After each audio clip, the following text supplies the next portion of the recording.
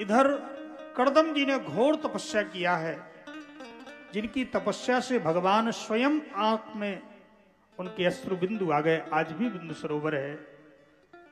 तो भगवान ने स्वयं कहा कि मैं आपका पुत्र बनूंगा। कर्दम जी का देवहूति के साथ विवाह हुआ, जिनकी 9 कन्याएं हुई हैं। 9 कन्याओं ये साधारण नहीं है। अनसुईया जी जो चित्र में है, वे श्री कर्दम जी की पुत्री हैं। बड़ा बृहद प्रसंग है। श्री कर्दम जी की पुत्री श्री अरुंधति जी जो भगवान की मां बनी, वशिष्ठ जी के साथ ब्याही गई। इन्हीं की कला विकला आदि इनकी 9 कन्याएं 9 मानस पुत्रों से ब्याही गई। और 10वें पुत्र के रूप में श्री कपिल भगवान हुए। कपिल भगवान ने कहा, जैसे ही प्रकट हुए हैं, श्री कर्दम जी तपस्या करने के लिए चले गए। केवल मां देवहूति और कपिल भगवान ही बचे। कन्याएं अपनी अपनी ससुराल चली गई। हे परीक्षित, मां देवहूति कपिल भगवान के सामने हाथ जोड़ करके बैठ गई। हे मेरे प्रिय पुत्र, बेटा बना है लेकिन तुम भगवान हो। तम त्वागताहं शरणं शरण्यं संसार भृत्तरो कुठार। हे मेरे पुत्र, तुम संसार रूपी वृक्ष को काटने के लिए कुल्हाड़ी की तरह हो। मैंने अपने जीवन में अनुभव किया है, जितना कोई स्त्री कभी कल्पना नहीं कर सकती उतना मैंने अपने सुखों को भोगा है। कामद विमान जैसा घर, कर्दम जैसे पति जो काम के रूप धारण करने वाले, अनसुईया अरुंधति जैसी बेटियां और कपिल जैसे बेटा। इतनी बढ़िया गृहस्थी होने के बाद भी मेरे पुत्र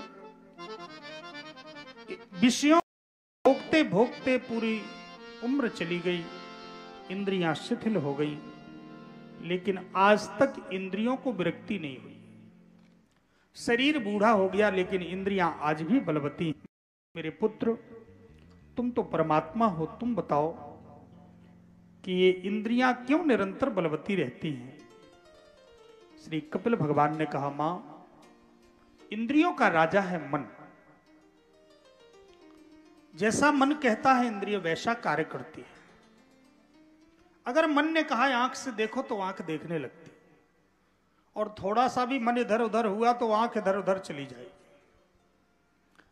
अगर मन लग रहा है कथा में तो कान सुनेंगे, और नहीं लग रहा है तो कान भी इधर उधर चले जाएंगे, चकाचौंध में लग जाएंगे। क्योंकि मन जहां जाएगा वहीं इंद्रियां जाएंगी। मन अगर आपका पंडाल में रहेगा तो इंद्रियां भी पंडाल में ही रहेंगी, और मन इधर उधर गया तो इंद्रिय भी अपने आप चली जाएगी।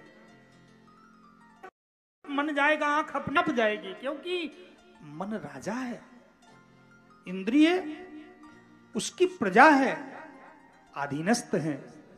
इसलिए मां, इंद्रियों से हमें क्लेश नहीं है, सबसे दुख है मन से।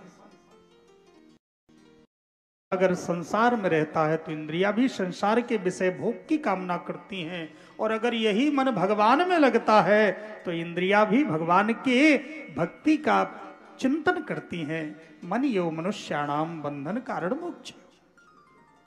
हे मेरी मां, ये मन ही समस्त बंधन और मोक्ष का कारण है।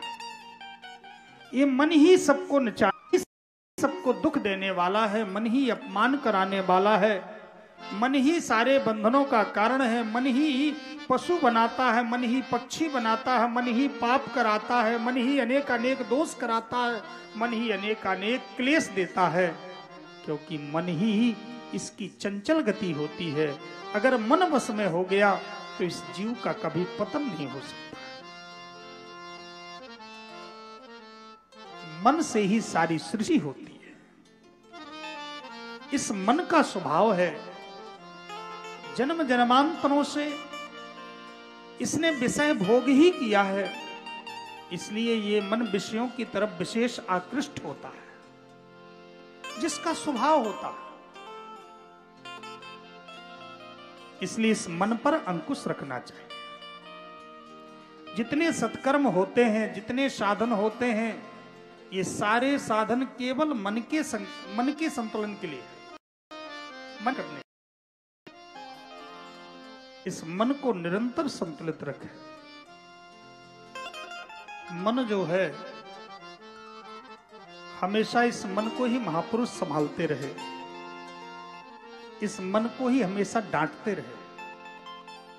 गोस्वामी तुलसीदास जी जब भी सुंदर रामचरितमानस में प्रसंग आया है तो तुरंत गोस्वामी जी ने अपने मन को डांटा। अरे शठ मन, मान जा, तूने ना जाने मुझसे क्या क्या करवाया है। अरे मन, तूने कहा तो मैंने वो किया। तूने निश्चय किया कि मुझे रसना का स्वाद चाहिए तो मैंने रसना का स्वाद दिया। तूने जिस स्वाद की इच्छा करी उस स्वाद को प्रयास किया। लेकिन रे मन, अब तो तू मत भटका, अब तो तू कम से कम सदमार्ग की तरफ आगे बढ़ जा।